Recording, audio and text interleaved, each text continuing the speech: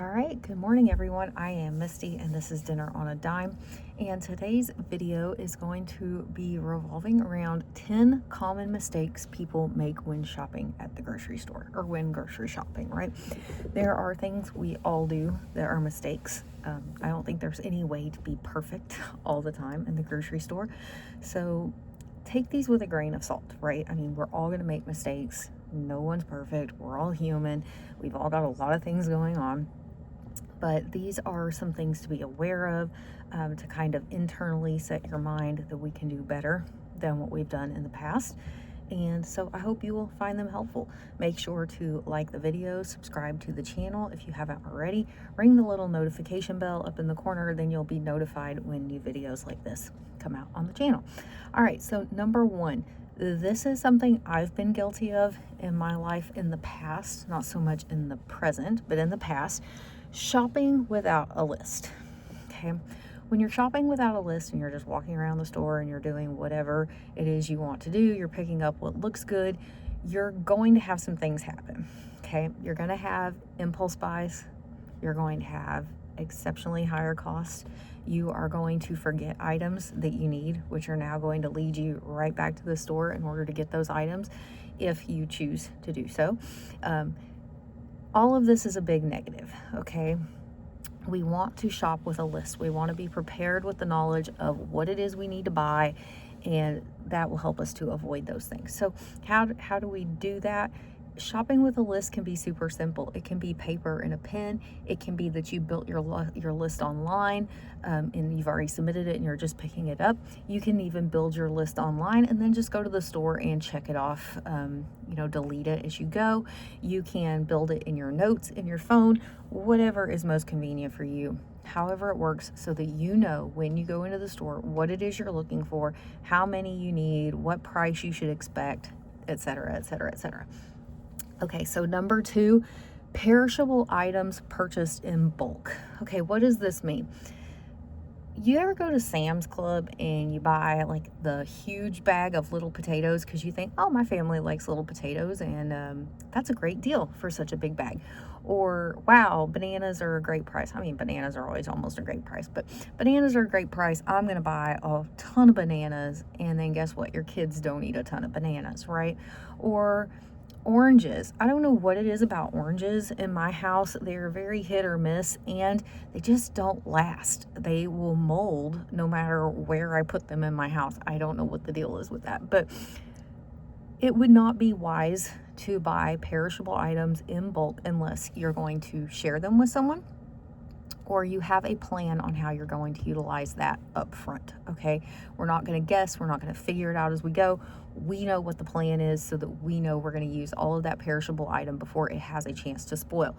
If not, we are increasing our food waste.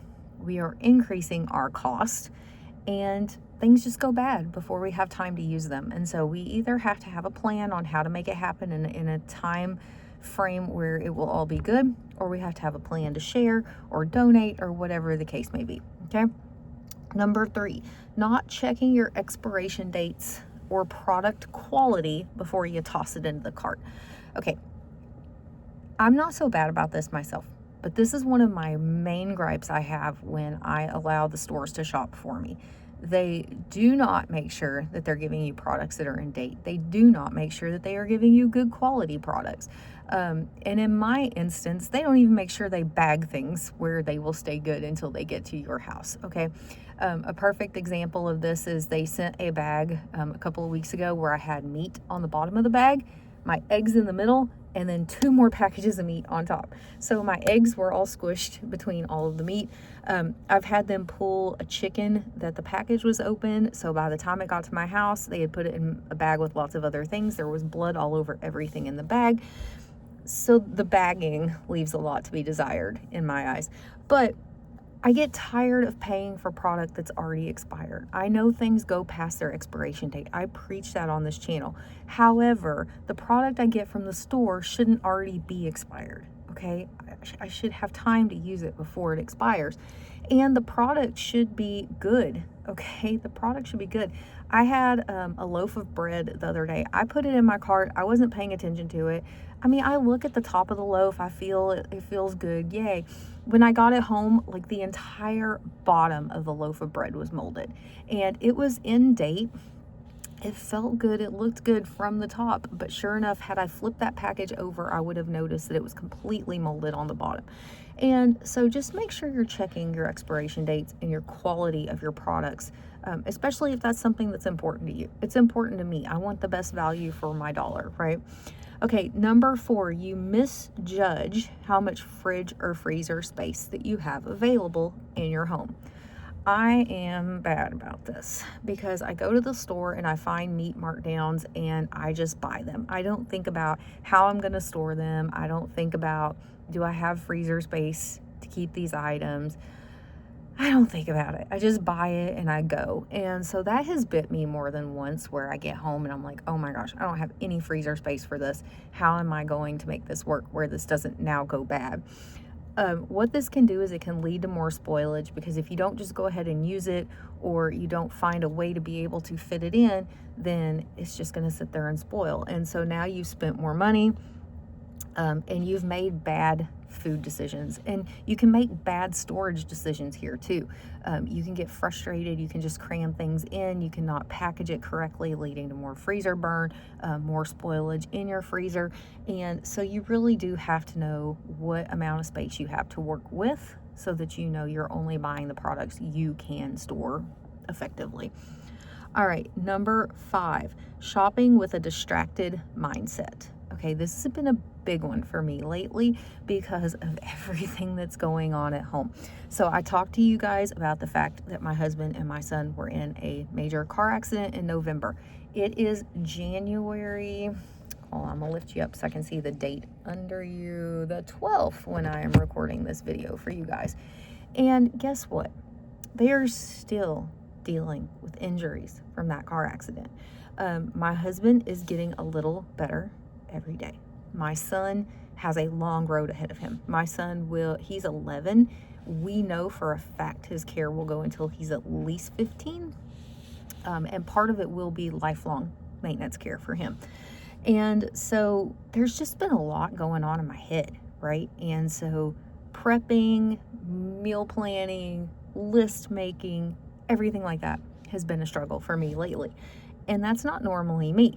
So shopping with a distracted mindset where I'm rushing because I'm rushing between appointments and multitasking because I'm still working. I'm stressed, I'm tired, all of these things. And so it can lead to poor in-store decision making. Okay, if I go to the store right now, I am just going to do my best. And that's not really how we should be shopping. We shouldn't just be trying to do our best. We should be doing our best. And so I've just shifted away from in-store purchasing for right now. I am dealing exclusively with online delivery through my Kroger app, and I'm having to deal with the issues like the eggs stuck in the middle of 10 pounds of meat in one bag. I'm having to deal with those things, but it's still keeping me out of the store, and it's freeing up that time to do something more worthwhile with my family for right now. Just to give you a peek into another thing for 2026, my husband, as part of the incident, completely unrelated though, in the scans, they found something else. And so we were sent to specialists for that outside of care from the incident. And my husband most likely has cancer. And so we're working through that process as a family. And so there's just a lot. There's a lot going on. Life is handing us some curveballs right now.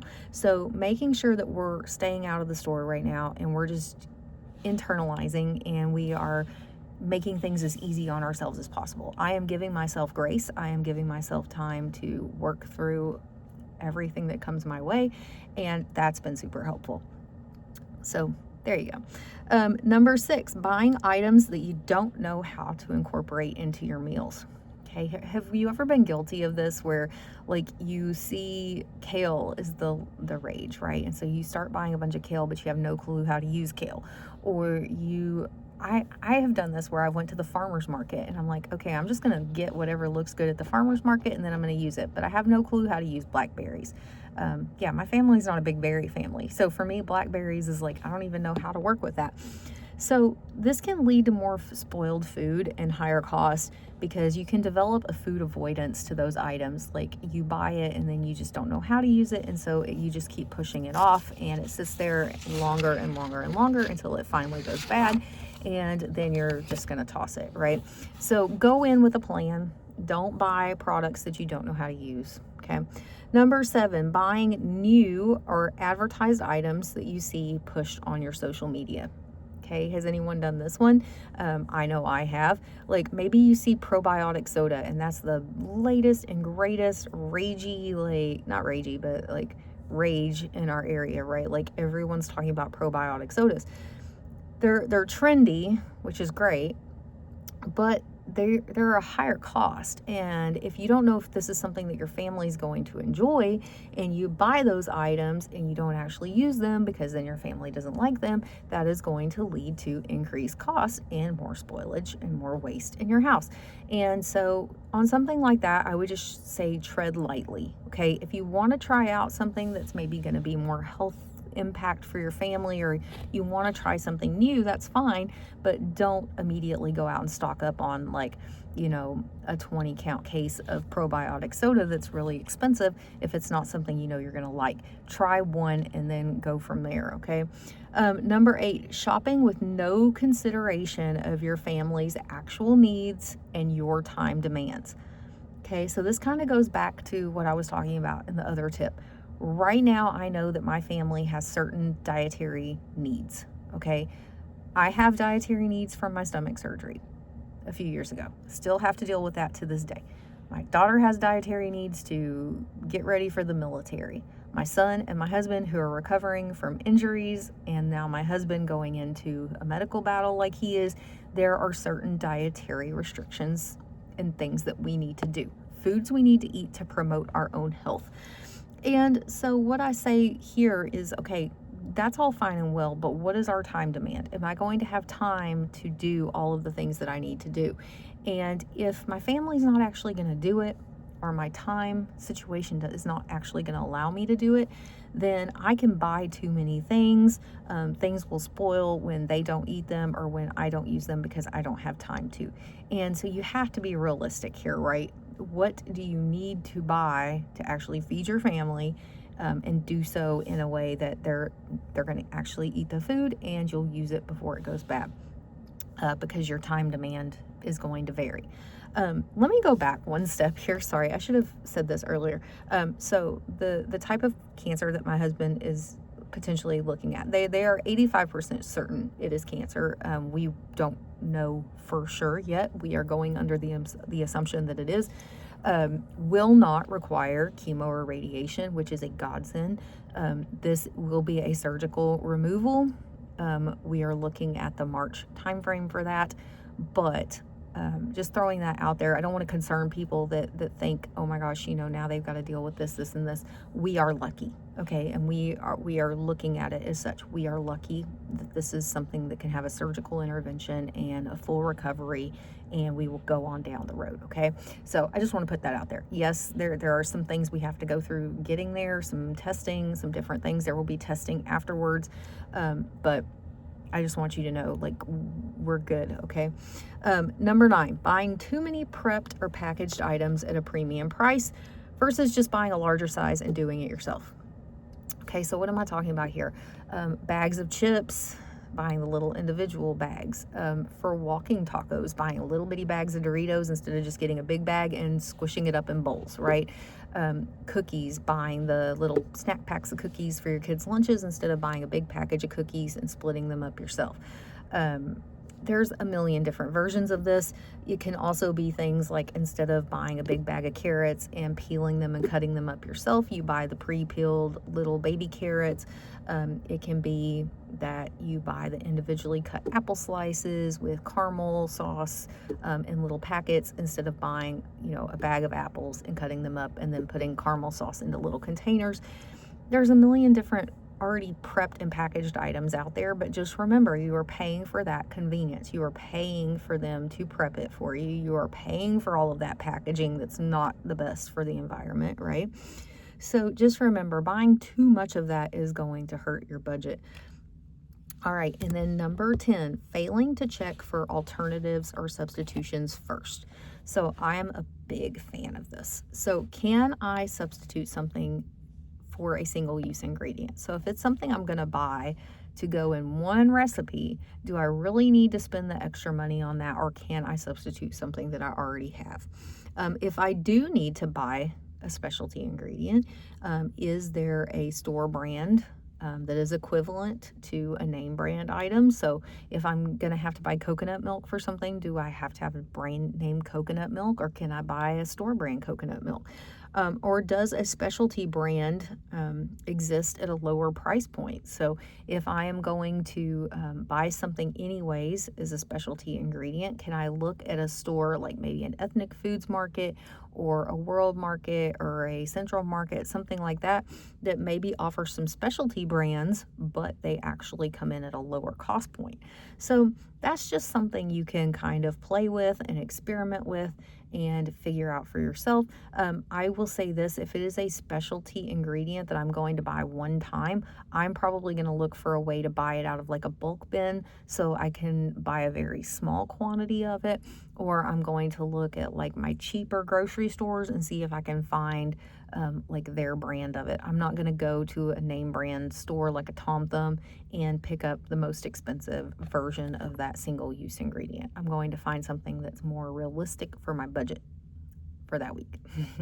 All right, so those are my 10 kind of like peeks behind the curtain. These are things that we're doing wrong in the grocery store, kind of ways that we can prevent those things from happening moving forward. I hope that those tips are handy for you. Make sure to leave your tips and comments below so that we can share those with everybody. And I will see you guys in the next video. Bye.